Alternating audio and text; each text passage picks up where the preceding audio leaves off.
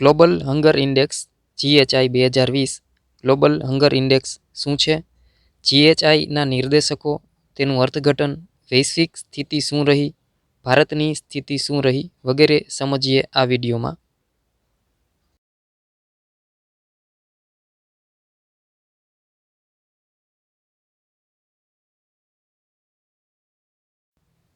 Report વિશે વાત કરીએ તો one decade to zero hunger linking health and sustainable food systems આ રીતે ટાઇટલ છે.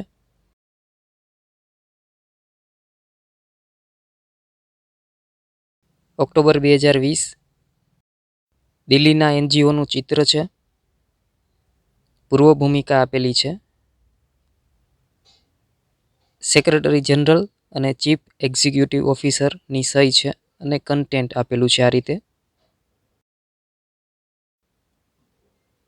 4 ચેપ્ટર્સ છે. A થી F એપેન્ડિક્સમાં અલગ અલગ ટેબલ આપેલા છે. તો જોઈએ આ રિપોર્ટની મુખ્ય અને મહત્વની બાબતો કઈ કઈ છે.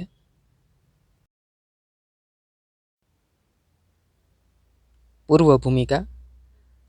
ઓક્ટોબર 2020માં ગ્લોબલ હંગર ઇન્ડેક્સ એટલે કે વૈશ્વિક ભૂખમરા આંક GHI 2020 એ રજૂ કરવામાં આવ્યો. GHI જે છે એ એક પ્રકારનો વાર્ષિક અહેવાલ છે. GHI એ વૈશ્વિક, રાષ્ટ્રીય અને પ્રાદેશિક સ્તરે ભૂખમરાનું માપન રજૂ કરે છે.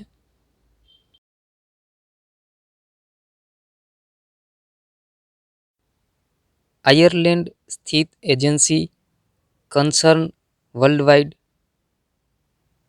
અને જર્મન સંસ્થા વેલ્ટ હંગર હિલ્ફે આ બંને સંસ્થાઓ દ્વારા સંયુક્ત રીતે GHI રજૂ કરવામાં આવે છે.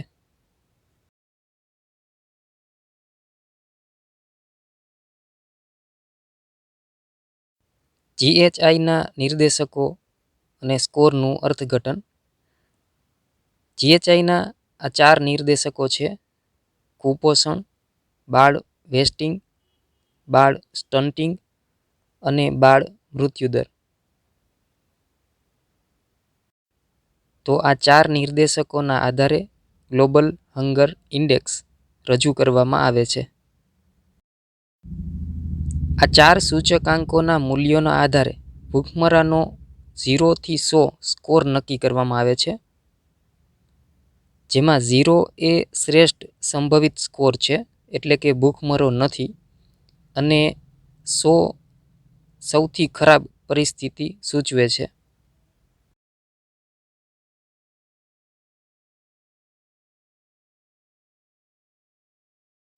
ત્યારબાદ વાત કરીએ બાળ વેસ્ટિંગ.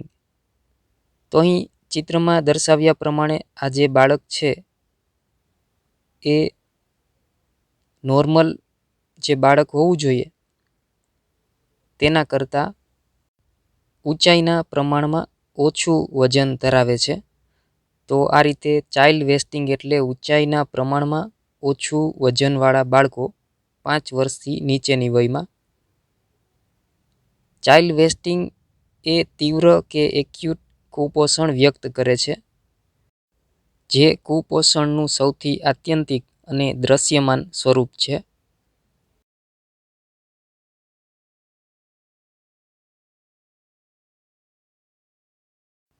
ત્યાર પછી બાળ સ્ટન્ટિંગ. અહીં જે બાળક આપેલ છે તે નોર્મલ બાળક કરતાં ઉંમરના પ્રમાણમાં ઓછી ઊંચાઈવાળું છે, 5 વર્ષથી નીચે. તેને ચાઇલ્ડ સ્ટન્ટિંગ કહે છે. અહીં બાળકની ઊંચાઈ જે નોર્મલ હોવી જોઈએ તેના કરતાં ઓછી જોવા મળે છે. આ કાયમી કે લાંબી કુપોષણની સ્થિતિ દર્શાવે છે. મુખ્યત્વે બાળકોમાં કેન્દ્રિત હોય છે. ગરીબી, આહારની વિવિધતાનો અભાવ, માતૃ શિક્ષણનું નીચું સ્તર વગેરે આના મુખ્ય કારણો છે.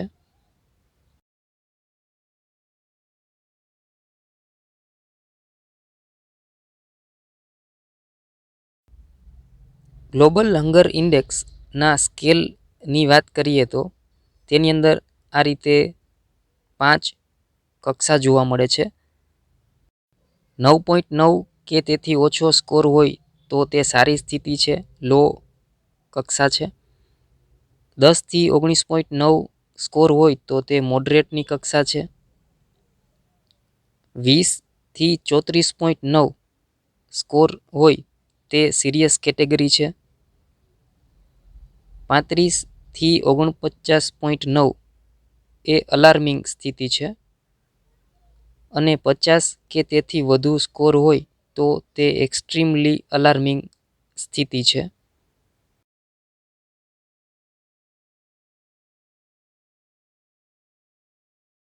ત્યારબાદ વાત કરીએ વૈશ્વિક સ્થિતિની. ગ્લોબલ હંગર ઇન્ડેક્સ 2020 પ્રમાણે વિશ્વમાં લગભગ 690 મિલિયન એટલે કે 69 કરોડ લોકો કુપોષિત માલુમ પડ્યા. વર્ષ 2030 સુધીમાં 37 દેશો ભૂખમરા પર નિયંત્રણ રાખવામાં એટલે કે ટકાઉ વિકાસ લક્ષ્યાંક 2માં નિષ્ફળ રહે તેવું અનુમાન છે.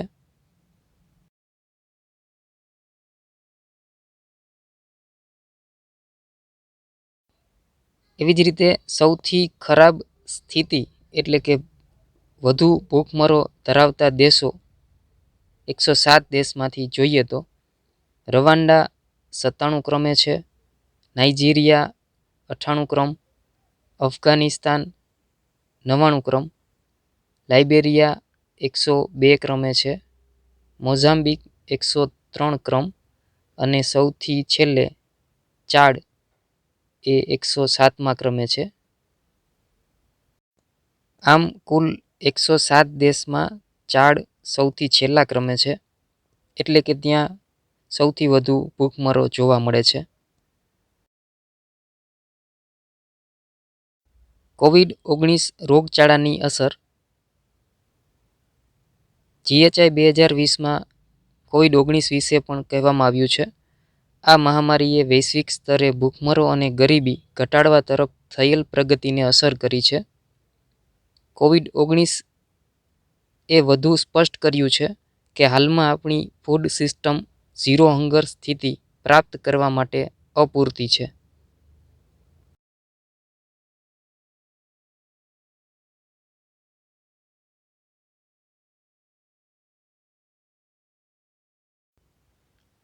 વિશ્વના દેશોનું જો વર્ગીકરણ કરીએ તો અહીં ચિત્રમાં દર્શાવ્યા પ્રમાણે જે કેસરી રંગ છે તે અલાર્મિંગ સ્થિતિમાં આવે છે.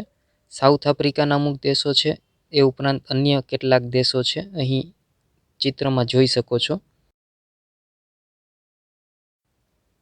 એવી જ રીતે અમુક દેશો સિરિયસ કેટેગરીમાં આવે છે. આછા કેસરી રંગના જે દેશો છે તે બધા તો ભારત છે અને પાકિસ્તાન છે, અફઘાનિસ્તાન છે, મ્યાનમાર, આ બધા દેશો છે. આ ઉપરાંત અન્ય દેશો પણ છે. લાઇટ ગ્રીન છે એ મોડરેટ સ્થિતિ છે અને ડાર્ક ગ્રીન છે એ બધા દેશો લો હંગર કેટેગરીમાં આવે છે, એટલે કે તેમાં ભૂખમરાનું પ્રમાણ સૌથી ઓછું છે.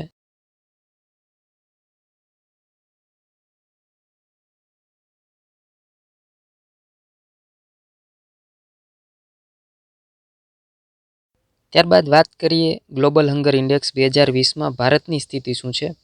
તો ભારતનો ક્રમ 94 રહ્યો અને કુલ 107 દેશમાંથી માત્ર 13 દેશો ભારતથી પાછળ છે. પાછલા વર્ષે 117 દેશોમાં ભારતનો ક્રમ 102 રહ્યો હતો.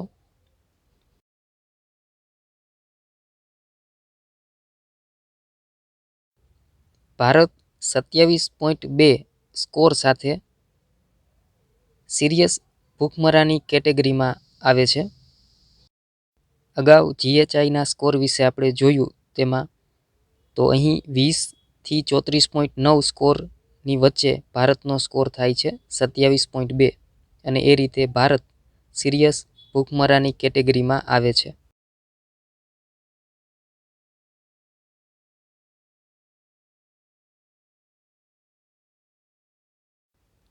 ભારતના અત્યાર સુધીના અગાઉના સ્કોરની વાત કરીએ તો વર્ષ 2000માં 38.9 સ્કોર રહ્યો, 2006માં 37.5 સ્કોર રહ્યો અને આ બંને અલાર્મિંગ કક્ષા રહી. 2012માં 29.3 સ્કોર રહ્યો. તેવી જ રીતે 2020માં ભારતનો સ્કોર 27.2 રહ્યો અને આ બંને સિરિયસ કેટેગરી રહી. તો એકંદરે આટલા વર્ષોમાં ભારત અલાર્મિંગમાંથી સિરિયસ કેટેગરીમાં આવ્યું છે, જે થોડો પ્રોગ્રેસ કહી શકાય. જોકે હજુ પણ ભારત સિરિયસ કેટેગરીમાં છે, જે ગંભીર બાબત કહી શકાય.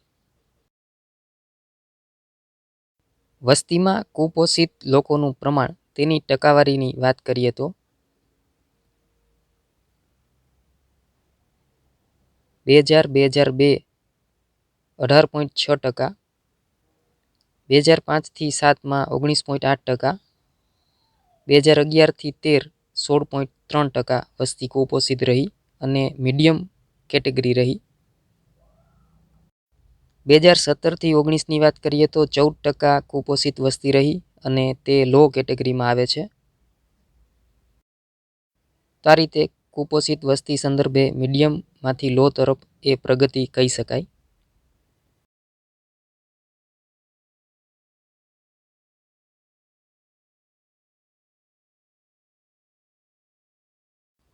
ચાઇલ્ડ વેસ્ટિંગની વાત કરીએ તો ઊંચાઈના પ્રમાણમાં ઓછા વજનવાળા બાળકો 5 વર્ષથી નીચે, તેની ટકાવારી જોઈએ તો 1998થી 2002 17.1%, 2004થી 2008 20%, એવી જ રીતે 2010થી 14માં 15.1% અને 2015થી 2019માં 17.3%. તો વેરી હાઈ કક્ષા જોવા મળે છે. તો ચાઇલ્ડ વેસ્ટિંગમાં ભારતનું પ્રદર્શન એકંદરે નબળું કહી શકાય. ત્યાર પછી ચાઇલ્ડ સ્ટન્ટિંગની વાત કરીએ તો ઉંમરના પ્રમાણમાં ઓછી ઊંચાઈવાળા બાળકો 5 વર્ષથી નીચે, 1998થી 2002 54.2%, 2004થી 2008 47.8%, 2010થી 2014 38.7% અને 2015થી 19 34.7%. તો આ રીતે વેરી હાઈ કક્ષા જોવા મળે છે ચાઇલ્ડ સ્ટન્ટિંગમાં. તો આ પણ ભારત માટે નબળું પ્રદર્શન કહી શકાય. જો કે આટલા વર્ષોમાં ચાઇલ્ડ સ્ટન્ટિંગમાં થોડો ઘટાડો આપણને જોવા મળ્યો છે, જે સારી બાબત કહેવાય. બાળ મૃત્યુદર 5 વર્ષથી નીચે, તેની ટકાવારીની વાત કરીએ તો વર્ષ 2000 9.2%, 2006માં 7.1%, આ બંને હાઈ કેટેગરીમાં આવે છે. 2012માં 5.2%, જે મીડિયમ કેટેગરી રહી. 2018માં 3.7%, જે લો કેટેગરી રહી. તો આ રીતે બાળ મૃત્યુદરમાં એકંદરે નોંધપાત્ર પ્રોગ્રેસ કહી શકાય, હાઈથી મીડિયમ અને ત્યારબાદ લો. તો આ રીતે બાળ મૃત્યુદરમાં ભારતની પ્રગતિ સારી છે એમ કહી શકાય.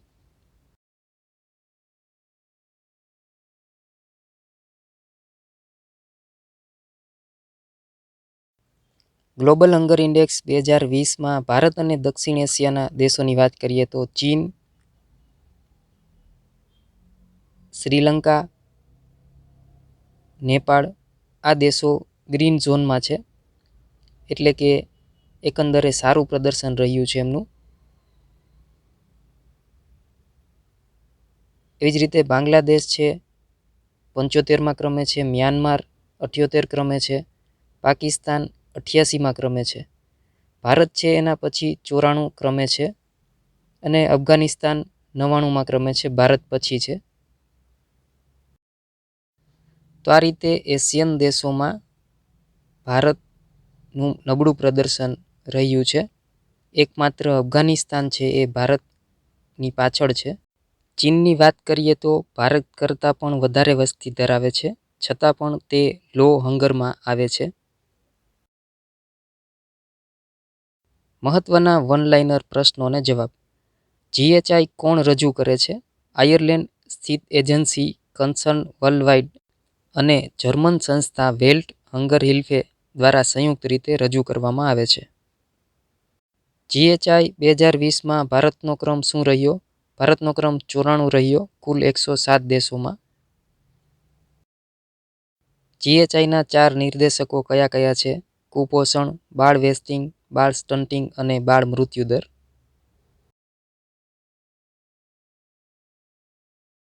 જીએચઆઈના સ્કોરનું અર્થઘટન શું થાય છે? 0 એ શ્રેષ્ઠ સંભવિત સ્કોર છે, ભૂખમરો નથી, અને 100 એ સૌથી ખરાબ સ્થિતિ સૂચવે છે. ચાઇલ્ડ વેસ્ટિંગ એટલે શું? ઊંચાઈના પ્રમાણમાં ઓછું વજનવાળા બાળકો 5 વર્ષથી નીચે.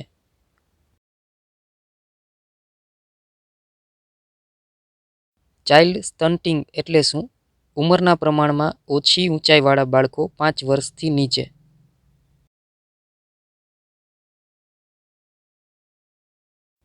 જીએચઆઈ સ્કેલનું અર્થઘટન શું છે?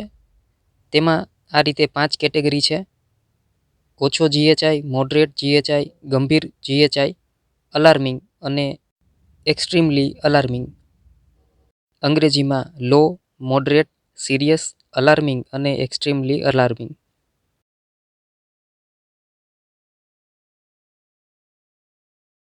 જીએચઆઈ 2020 મુજબ વૈશ્વિક સ્તરે આશરે કુપોષિત લોકોનું પ્રમાણ 690 મિલિયન.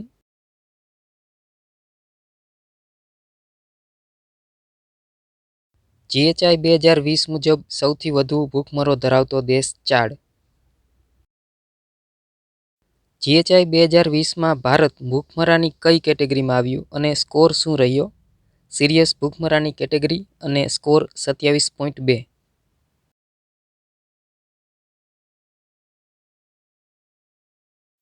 જીએચઆઈ 2020 મુજબ ભારત કરતાં વધુ ભૂખમરો ધરાવતો એશિયન દેશ કયો છે? અફઘાનિસ્તાન.